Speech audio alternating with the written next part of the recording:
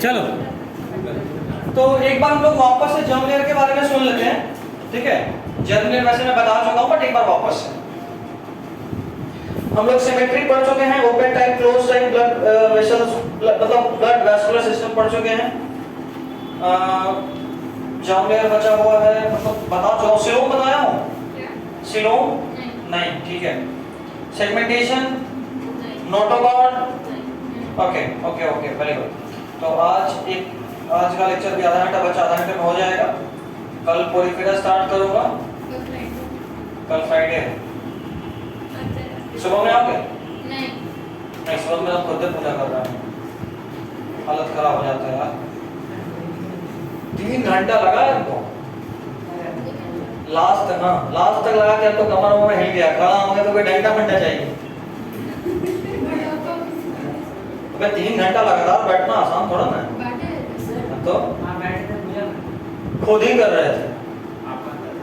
हाँ, एवरीथिंग, हर चीज में टैलेंटेड है क्या? हाँ, यहाँ कोचिंग में भी हम ही बैठते हैं हर साल।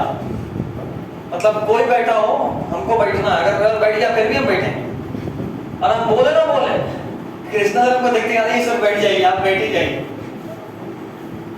चलो, तो जर्म लेयर,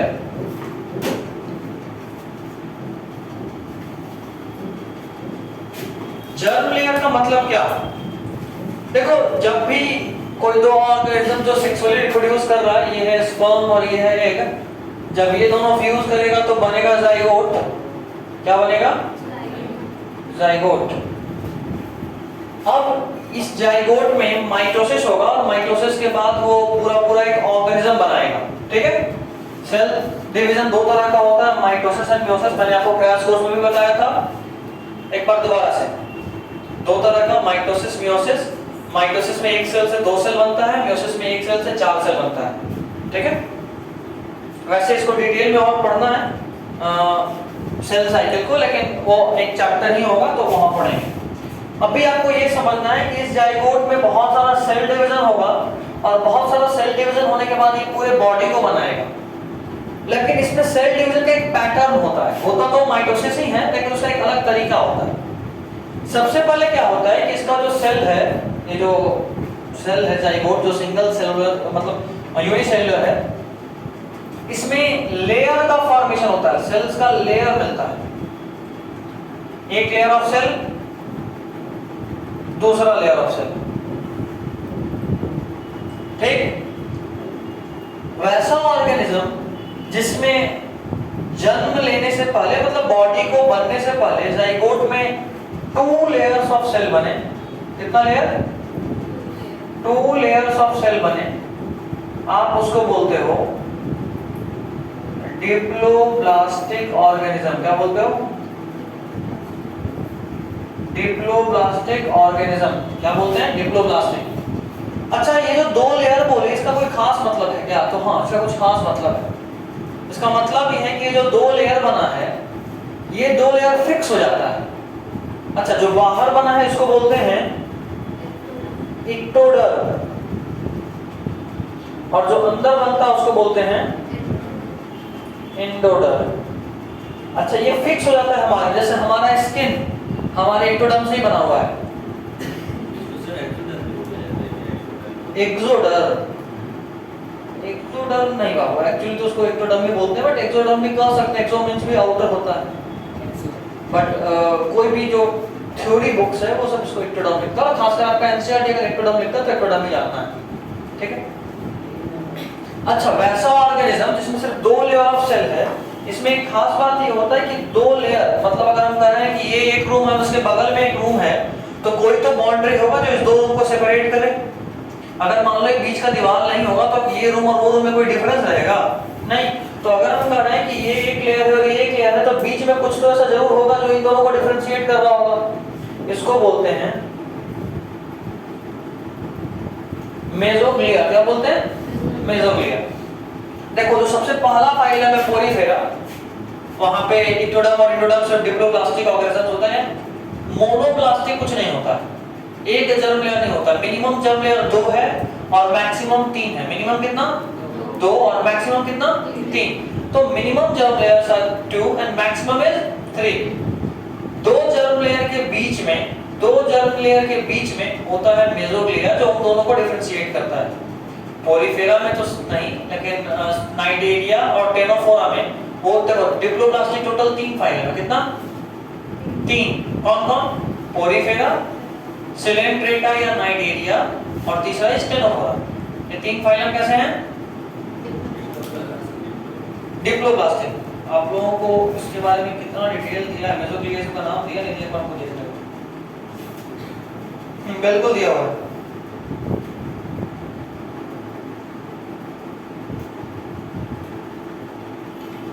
ठीक है। मेसोग्लिया सेल का एक मास है जो कि अनडिफरेंशिएटेड यानी अनस्पेशलाइज्ड है। दो जर्म लेयर के बीच में एक अनस्पेशलाइज्ड सेल का मास होता है, इसको मेसोग्लिया बोलते हैं। ठीक है। सेपरेटिंग बाउंड्री आप कर सकते हो। 3 में मिला किसमें? Porifera, Cnidaria, Ctenophora. ठीक है 3। उसके बाद जो अगला हमारा ग्रुप है उसमें क्या होता है कि ये एक जाइगोट है। इसी जाइगोट का डेवलपमेंट ऐसे होगा जिसमें आपको 3 लेयर देखने को मिलेगा। कितना लेयर? एक लेयर ये, ठीक। इसको बोले आप सबसे अंदर में है एंडोडर्म। उसके बाहर का ये लेयर जो बीच में है, एक्चुअली मैं इसको मेसोग्लिया बोल रहा था, लेकिन यहाँ पे मेसोग्लिया थोड़ा स्पेशलाइज्ड हो गया और मेसोग्लिया का ही नाम क्या हो गया? मेसोडर्म। ठीक है। और उसके बाद एक सबसे बाहर में लेयर होता है जिसको आप कायदे से जो पहले करते थे वही कह रहे हो। क्या है ये? एक्टोडर्म। तो टोटल 3 जर्म लेयर्स मिले हमें। Ectoderm, mesoderm, endoderm. ठीक है। ये किसमें मिलता है? तो ये प्लैटीहेलमिन्थेस से शुरू होता है। कहां शुरू होता है? प्लैटीहेलमिन्थेस से। अब देखो बार-बार बोल रहे हैं, एक बार जो चीज फाइलम में शुरू हो जाए उसके बाद के सारे फाइलम में कॉमन वो होता है। कॉमनली वो फीचर उसके बाद के सारे फाइलम में होता है। कुछ एक्सेप्शंस आर प्रेजेंट। कुछ एक्सेप्शन है जो है वो हम लोग पढ़ेंगे। जैसे देखो बायलैटरल सिमेट्री पहली बार कहां आया है? प्लैटीहेलमिन्थेस में। तो उसके बाद का जो भी फाइलम है सब में बायलैटरल सिमेट्री देखने को मिलेगा। उसके बाद का जो भी फाइलम है सब में बायलैटरल सिमेट्री देखने को मिलेगा। अच्छा एक्सेप्शन था गैस्ट्रोपोडा वाला। मॉलस्का के अंदर एक क्लास है गैस्ट्रोपोडा। मॉलस्का क्या है? फाइलम। याद करो हायरार्की पढ़ते king plays chess on fine grained sand. Kingdom, phylum, class, order, family, genus, species.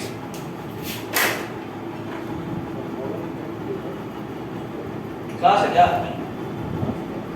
अच्छा लगेगा तो कम कर लें, इसमें क्या है? ठीक है।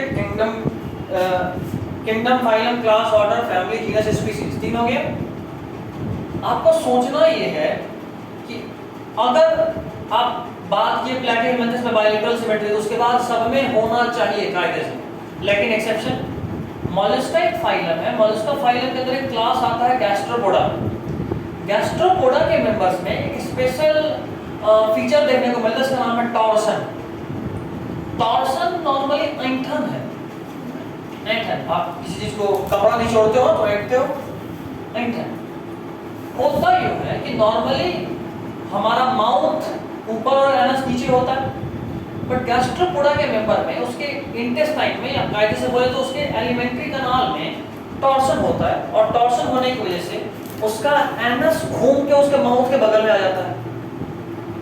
एनस मतलब ये कि कोई पेट पकड़ा, इंटेस्टाइन पकड़ा और घुमा के यहाँ लाके छोड़ दिया एनस को, तो माउथ भी यही और बगल में एनस। समझ रहे हो आप? अब इस कारण से उसका जो सिमेट्री था बायलैटरल सिमेट्री वो खत्म हो जाता है और ये सिमेट्रिकल हो जाता है। तो सोचने वाला बात यह है कि अच्छा ये जन्म से नहीं होता। गैस्ट्रोपोडा के मेंबर्स में स्टार्टिंग में वो बायलैटरल सिमेट्री होते हैं, मतलब उनका जो लार्वा होता है वो कैसा होता है? Bilaterally symmetrical. बट जैसे जैसे समय बीतता है वो एडल्ट होते हैं तो उनके बॉडी में टॉर्सन हो जाता है। अभी तो बताया ऐंठन। ठीक है। अब सोचने वाला बात ये है यहाँ पे कि होना यूं चाहिए कि बच्चा कम डेवलप्ड है, बड़ा होते गया तो और डेवलप्ड होते गया। इवोल्यूशन ऐसे ही तो होता है, हम लोग पहले बंदर थे, बंदर डेवलप होते होते इंसान बन गया। मतलब हम थोड़े प्रिमिटिव कैरेक्टर से हायर कैरेक्टर की तरफ मूव करते हैं, है ना। बट अगर कभी ऐसा हो जाए कि कोई हायर कैरेक्टर का ऑर्गेनिज्म मूव करके आगे बढ़ के प्रिमिटिव कैरेक्टर में कन्वर्ट हो जाए, तो इसको बोलते हैं रेट्रोग्रेसिव मेटामॉर्फोसिस। क्या बोलते हैं? रेट्रोग्रेसिव। दो तरह का इवोल्यूशन हो सकता है, या प्रोग्रेस हो सकता है, या तो प्रोग्रेसिव बोलो या रेट्रोग्रेसिव बोलो। प्रोग्रेसिव मतलब अभी से बेहतर में चेंज, रेट्रोग्रेसिव मतलब अभी से खराब में चेंज, प्रिमिटिव कैरेक्टर्स में चेंज। एसिमेट्री, बाइलेटरल से प्रिमिटिव कैरेक्टर, तो जो लार्वा था वो बाइलेटरल था, लेकिन एडल्ट होते होते वो प्रिमिटिव कैरेक्टर में कन्वर्ट हो गया। This is an example of retrogressive Metamorphosis, and that is why it is very important. आपको गैस्ट्रोपोडा लिख के नहीं देगा, आपको बोलेगा इन सम क्लासेस ऑफ मॉल्युस्का। नाम छोड़िए, मॉल्युस्का में होता है, नहीं होता कुछ में तो होता है, याद रखना, ठीक है। तो अभी आप जर्म लेयर में समझ गए डिप्लोब्लास्टिक क्या होता है, और चूंकि यहाँ 3 जर्म लेयर है इसलिए इसको आप ट्रिप्लोब्लास्टिक बोलोगे। और स्टार्ट हुआ प्लैटीहेलमिन्थिस, इसके बाद के सारे नाम प्लैटीहेलमिन्थिस, एस्केलेमिन्थिस, एनालिडा, आर्थ्रोपोडा, मॉल्युस्का, इलाडोर्बटा, हेमिकोडाटा, कोडाटा। कोडाटा में आ जाए तो fish, reptile, sorry fish, amphibia, reptile, bird, mammal, ठीक। ये था जर्म लेयर का बात। अब हम लोग अगला बात करेंगे सीलोम का। आई गेस जर्म लेयर हम लिखवाए थे नहीं, तो लिखिए जर्म लेयर हेडिंग डालिए और लिखिए जर्म लेयर में पहला सब हेडिंग बनेगा डिप्लोब्लास्टिक ऑर्गेनिजम्स।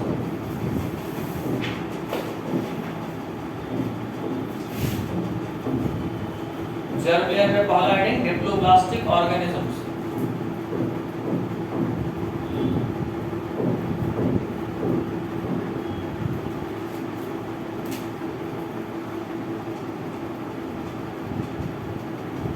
डिप्लोब्लास्टिक ऑर्गेनिजम्स बना हेडिंग, लिखिए इसमें द ऑर्गेनिजम्स व्हिच हैव, कैसे लिखो, the organisms which are formed by, the organisms which are formed by only two germ layers,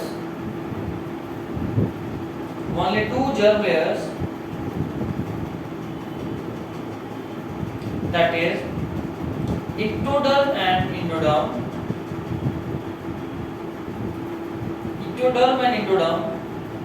Separated by mesoglea, ectoderm and endoderm separated by mesoglea is known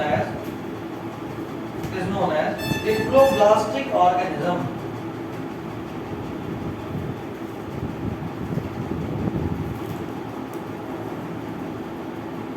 इसका example लिखिए, Coelenterata या Cnidaria, COELENTRATA, Coelenterata, COELENTRATA, Coelenterata, इसी का एक और नाम है Cnidaria and Ctenophora. देखो अभी एक चीज याद आया हमको, किसका? टेनोफोरा।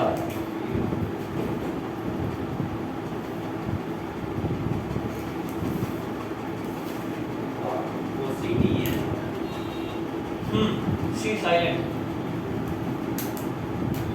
एक चीज हमको याद आया अभी जो बहुत इंपॉर्टेंट है, वो ये कि फर्स्ट डिप्लोब्लास्टिक ऑर्गेनिज्म कौन था? देखो हम लोग अभी हम बात किए कि मोनोब्लास्टिक टाइप कुछ नहीं होता, सबसे बेसिक डिप्लोब्लास्टिक होता है और इससे बेहतर ट्रिप्लोब्लास्टिक होता है, उससे अधिक भी कुछ नहीं होता और इससे कम भी कुछ नहीं होता। लेकिन आपके एनसीईआरटी के हिसाब से पोरीफेरा का जर्म लेयर ही नहीं है, पोरीफेरा डिप्लोब्लास्टिक ही नहीं है। डिप्लोब्लास्टिक ऑर्गेनिज्म का शुरुआत आपके एनसीईआरटी के हिसाब से वो नाइडेरिया को बोला है, नाइडेरिया एंड टेनोफोरा। वो तो शायद टेनोफोरा में ही लिखा है, लेकिन नाइडेरिया बोल दिया तो उसके बाद टेनोफोरा उसी में इंक्लूड हो गया, ठीक है। तो नोट करके एक पॉइंट लिखिए, एक्चुअली मैं नोट में 2 पॉइंट लिखना है, लेकिन पहला पॉइंट लिखिए नोट में, ये बहुत इंपॉर्टेंट पॉइंट है, शायद इसी साल लीड में पूछा था।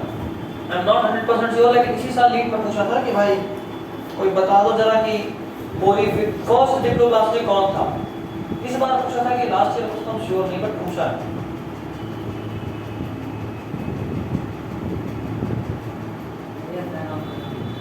ठंडा लग रहा है? अच्छा कोई नहीं, इसको हाई फूल पे कर देते हैं। देखिए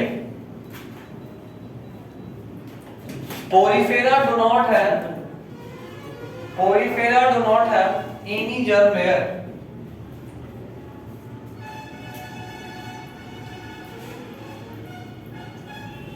Porifera do not have any germ layer. Porifera do not have any germ layer. Next point लिखिएगा। Mesoglea Mesoglea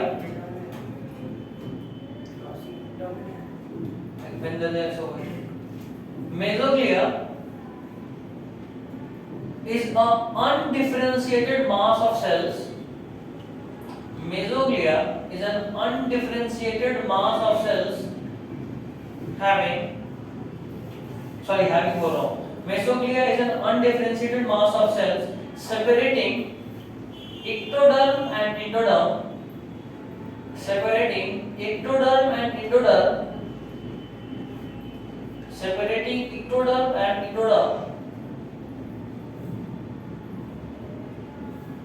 in diploblastic organisms.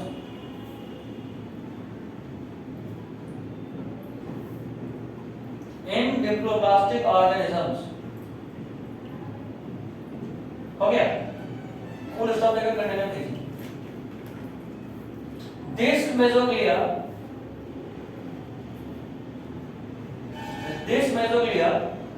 is converted into mesoderm.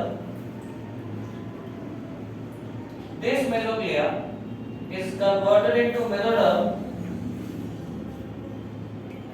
in triploblastic organisms.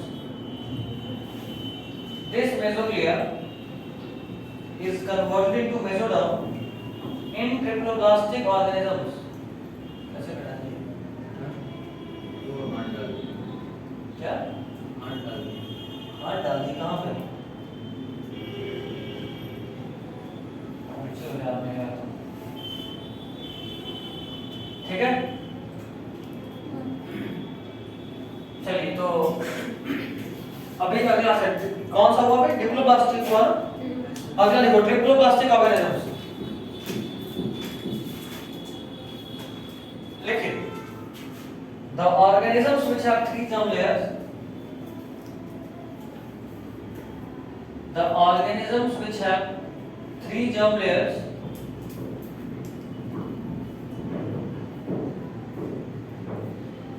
the organisms which have three germ layers, that is ectoderm, mesoderm and endoderm, that is ectoderm, mesoderm and endoderm is known as triploblastic organisms. Is known as triploblastic organisms.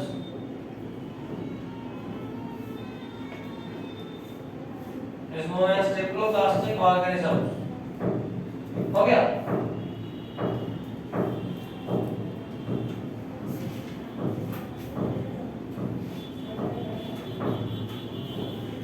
known as triploblastic organisms. हो गया?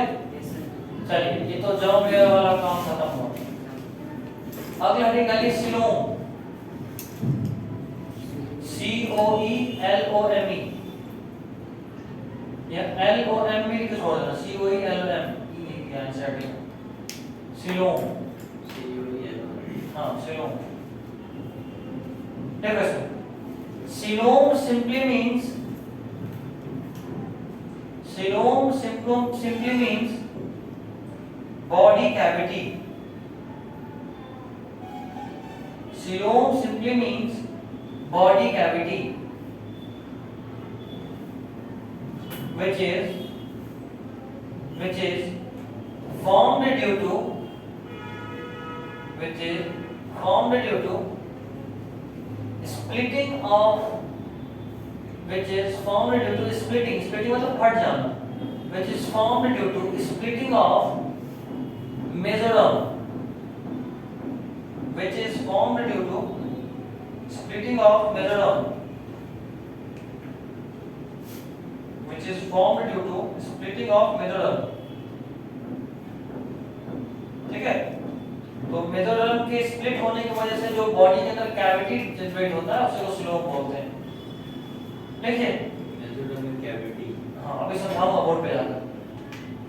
अगला point, according to coelom या ऐसे को according to presence और absence of coelom organisms are three types. Presence और absence, हाँ presence और एब्सेंस है या नहीं, according to presence or absence of coelom organisms are of three types. Organisms are of three types. According to presence or absence of coelom organisms are of three types. First, acoelomate.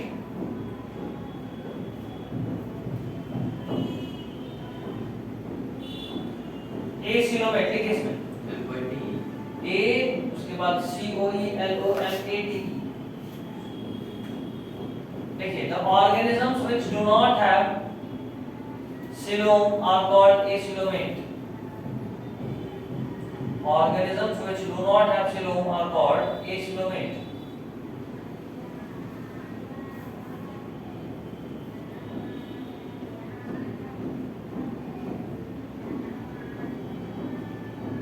Organisms which do not have coelom are called acoelomate.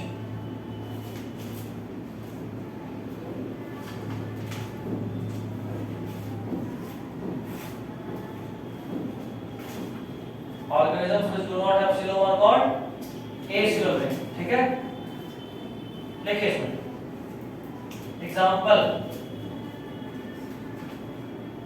Porifera to Platyhelminthes.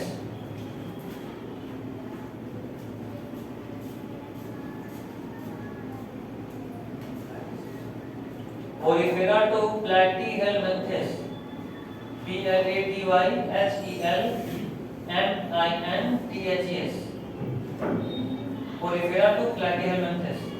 हो गया, next देखो Pseudocoelomate, Pseudocoelomate,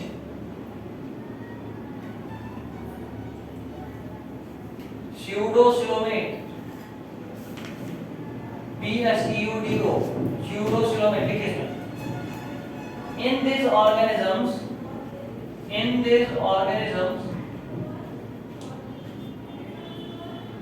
the coelom is present.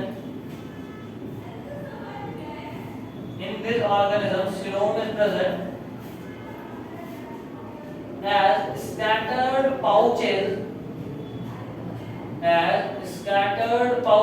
of the mesoderm. Coelom are present as scattered pouches of the mesoderm.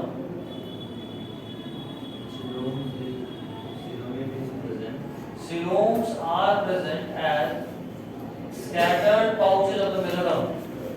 हो गया, as scattered pouches of the mesoderm। Example लिखिए, Aschelminthes, जैसे का एक और नाम Nemathelminthes। Aschelminthes जैसे का एक और नाम है Nemathelminthes। ASCHEL,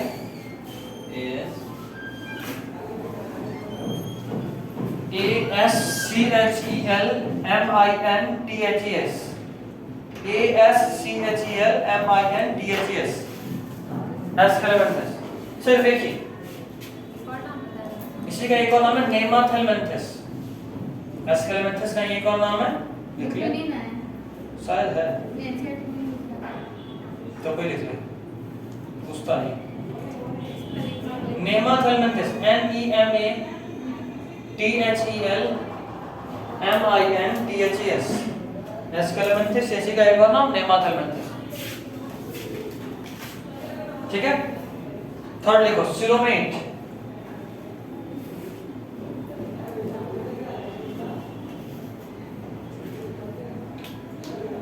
लिखिए इन these organisms the body cavity is present in this organism, this नहीं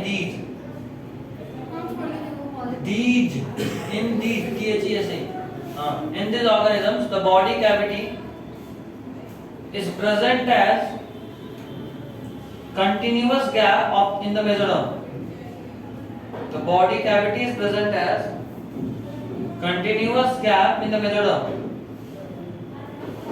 Continuous gap in the mesoderm. हो गया? Gap, GAP gap in the mesoderm. जरा समझना. Example, एस्केलेमेंट्स के बाद सब एनालिडस ऑल एनालिसिस कर दे।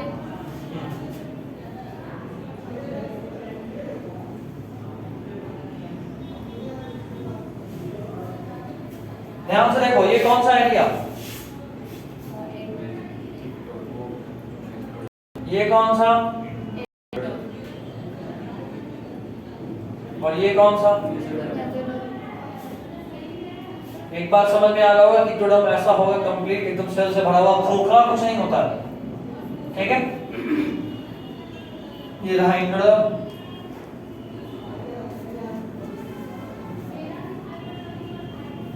ठीक है।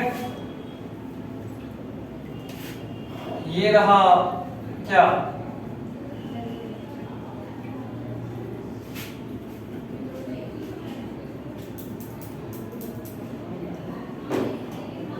एक लेयर और देखो ये दूसरा लेयर।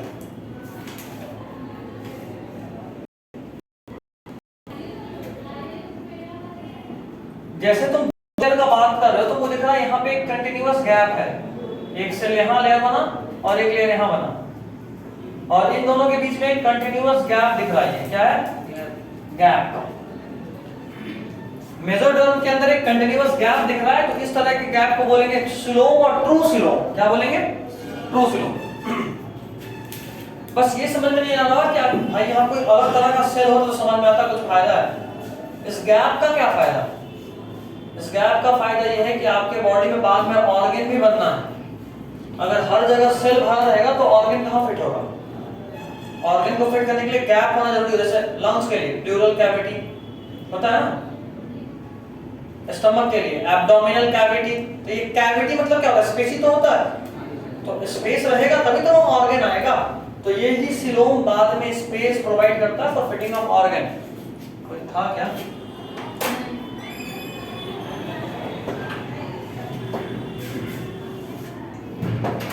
ठीक है, समझ गए? अच्छा, ये तो रहा ट्रू सिलोम। बट अगर यही स्यूडो सिलोमेट होता तो क्या होता कि गैप तो दिख रहा है बट ऐसा नहीं होता। इतना दूर गैप है, यहाँ पे सेल है, फिर यहाँ गैप है, यहाँ सेल है, यहाँ भी सेल है, फिर गैप, फिर सेल। मतलब गैप है बट वो कंटिन्यूअस नहीं, वो स्कैटर्ड है। तब उस तरह के को क्या बोलेंगे? उस तरह के ऑर्गेनिज्म को स्यूडो सिलोमेट, जो सेल्फ और सेल्फ एस्केलेमेंथस या नेमाटोलेमेंथस में मिलता है। और थर्ड टाइप है एसिलोमेट, जहां पे ये गैप होता ही नहीं, पूरा कंटीन्यूअस फुल होता है। वो गैप को ही सिलोमेट कहा जाता है। हाँ, गैप ही सिलोम है।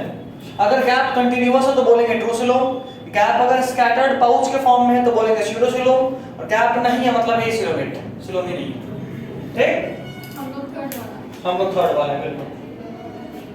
उसमें भी टाइप होता है सिलोम में भी, मतलब यू सिलोमेट में भी, बट वो टाइप छोड़ दिए हैं। नेक्स्ट स्टडी क्या है? सेगमेंटेशन। 5 मिनट में खत्म हो जाएगा ये इंट्रोडक्शन। सर इसमें पूछना था, जैसे कि वो जो कंटीन्यूअस गैप था सर, वो सिलोमेट था, वो ट्रू सिलोमेट था। हाँ, मतलब सिलोमेट। और सर वो जो सिलोमेट जिसमें नहीं था उसमें जो एक्स एक्स दिया रेड से बोल रहेगा, अगर सब में सेल पूरा सेल भरा हुआ है तो ए सिलोमेट, और सब सेल है लेकिन बीच बीच में गैप भी है तो इसको बोलेंगे स्यूडो सिलोमेट। समझ रहे? सेगमेंटेशन में लिखिए इसमें सेगमेंटेशन। सेगमेंटेशन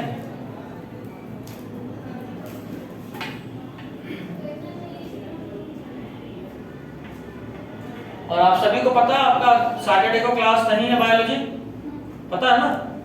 सर बायो ले लीजिए ना। किस दिन? सैटरडे को क्यों नहीं ले रहे? एक्चुअली हम तुम लोगों का टाइम को यूनिफॉर्म करने के लिए, इससे पहले तुम लोगों का ट्यूसडे क्या होता था 4 बजे करते थे, बट अब तो उसको भी 3:30 कर दिए हैं। एक फिक्स टाइम करने के लिए सैटरडे ऑफ किया और 1.5 घंटा इधर कर दिया। आज तो कुछ काम आ गया इमरजेंसी में, इसलिए लेट भी हो गया और जाना भी जल्दी है, इसलिए तुम लोगों का सिर्फ 1 घंटे का बायोलॉजी, नहीं तो 1.5 घंटे का ही रहेगा। ट्यूसडे थर्सडे 1.5 घंटे का, और अगर मौका मिला तो संडे को भी 1 घंटे का एक्स्ट्रा क्लास होगा, ठीक है? बायोलॉजी का टाइम चूंकि सर सुबह में रखिएगा, फिर दोपहर में भी नहीं होता। बाकी लोगों का क्लास है, क्लास तो नहीं चला सकता। सबकी सफर करना बैठने का वीडियो लेक्चर देख लीजिए। नहीं जल्दी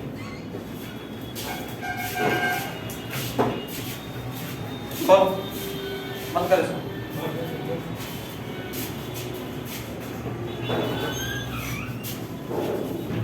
चलो तो ये तो रहा सिलोम के बारे में। सेगमेंटेशन में 2 लाइन लिखिए, फिर खत्म हो जाएगा टॉपिक। लिखिए the organism whose body is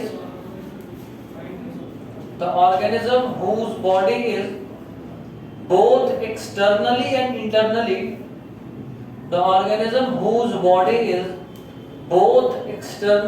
internally divided into segments, both internally and externally divided into segments with at least serial repetition of some organs, with at least serial SERIAL, segment की बात है sir. with at least serial repetition of some organs। Manish नहीं आया? नहीं आया मतलब आज नहीं आएगा कि डेली नहीं आएगा? क्या हो गया? with at least serial repetition of some organs, ठीक है? जरा पेज पलटो फिर का, पलटते जाओ। बस जो दूसरा वाला पेज है वहाँ खोलो। नहीं हाँ दूसरा हाथ फंसा हुआ है। और हाँ खोलो पेज नंबर बताओ। 107 खोलो जरा सब लोग। खोल लिए? अर्थवॉर्म दिख रहा है? अगर तुम देख रहे हो तो अर्थवॉर्म का जो बॉडी है लग रहा है बाहर से सेगमेंट पे बटा हुआ है, ठीक है? और ये सेगमेंट सिर्फ बाहर से ही नहीं है, अंदर से भी है।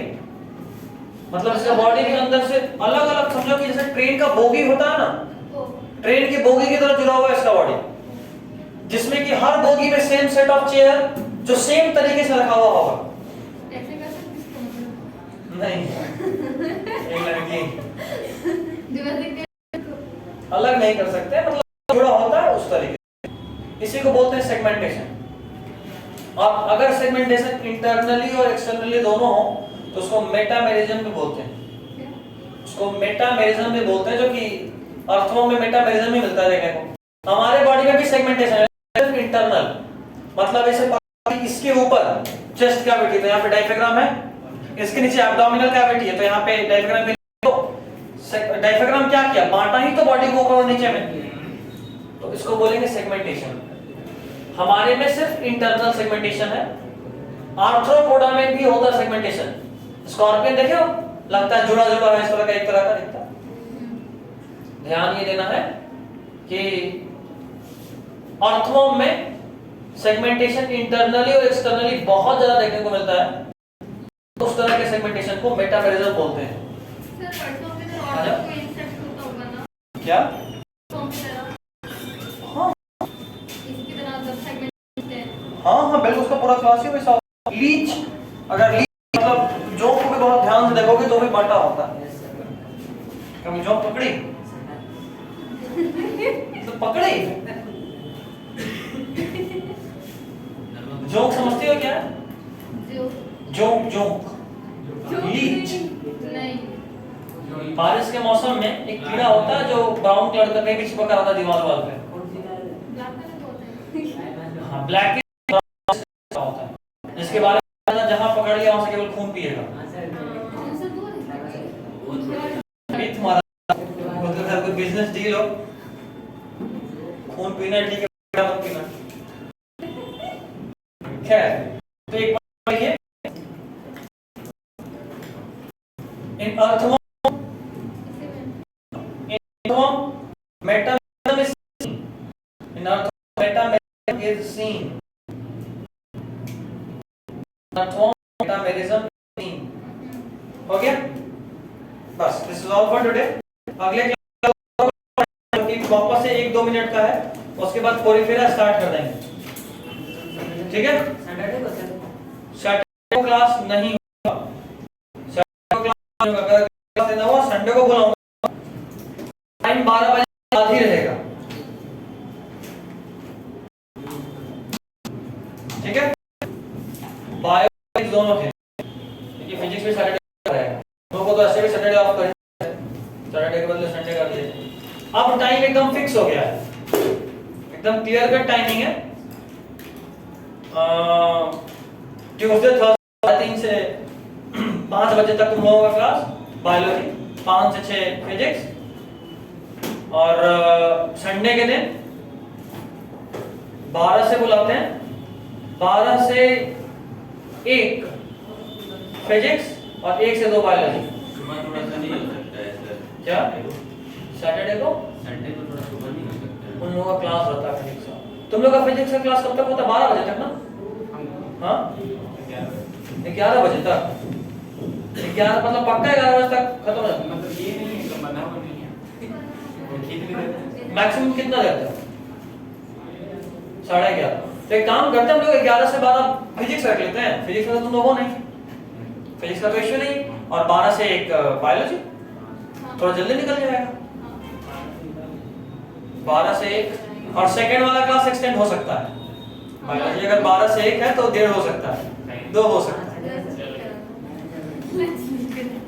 नाश्ता करके हमारा मेन एम ये है कि जल्दी से अगला 1.5-2 महीने में सिलेबस खत्म हो। फिजिक्स वाले का तो कम से कम तो 2 महीना, 2 महीना बहुत ज्यादा जल्दी नहीं हो गया बहुत ही ज्यादा आराम से थोड़ा। बायो मेरे ज्यादा बायोलॉजी में सिलेबस ज्यादा है ना।